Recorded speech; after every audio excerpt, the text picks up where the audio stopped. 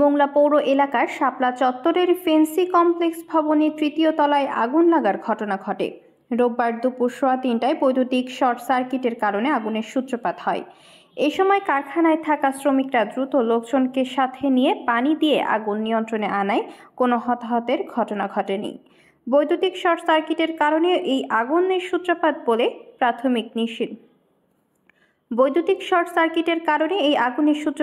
প্রাথমিকভাবে নিশ্চিত করেছে ফায়ার সার্ভিস।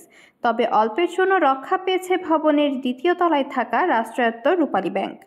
ঘটনার বিষয়ে রূপালী ব্যাংক মোংলা পোর্ট শাখার ব্যবস্থাপক সুমন কুমার রায় বলেন, আগুনের খবর পেয়ে গ্রাহকদের টাকা ও প্রয়োজনীয় কাগজপত্র নিরাপদে দ্রুত সরিয়ে ফেলি। তাছাড়া স্থানীয় ব্যবসায়ী ও ফায়ার সার্ভিসের কর্মীরা দ্রুত আগুন নিয়ন্ত্রণে আনায় অল্পের জন্য আমরা বড় ধরনের ক্ষতির হাত থেকে রক্ষা পেয়েছি।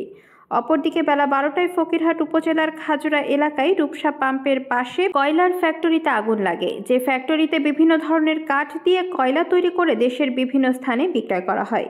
ফ্যাক্টরির শ্রমিকেরা পানি দিয়ে আগুন নিয়ন্ত্রণে আনার চেষ্টা করে। 20 থেকে 25 মিনিট পর ফকিরহাট থেকে ফায়ার সার্ভিসের একটি টিম এসে প্রায় 1 ঘন্টা চেষ্টার পর আগুন নিয়ন্ত্রণে আনে।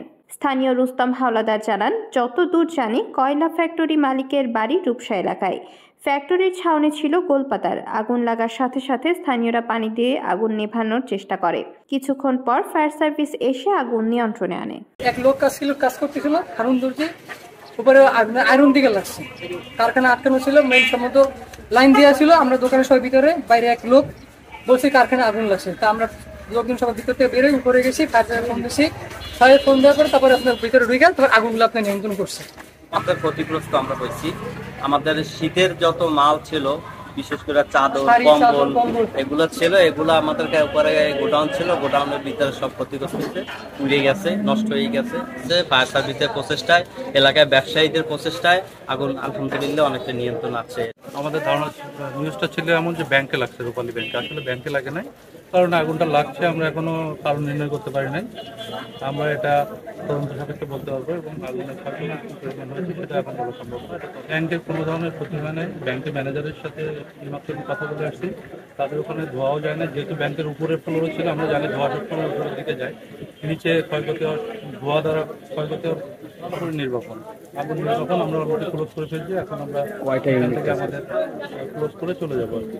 আর আমরা ভবন যে মালিক তার কাছে বুঝিয়ে দিয়েছি এবং যারা এখানে কর্তৃপক্ষ ছিল তাদেরকে বলছি, দেখেন আপনারা চেক করেন আগুন আছে কিনা।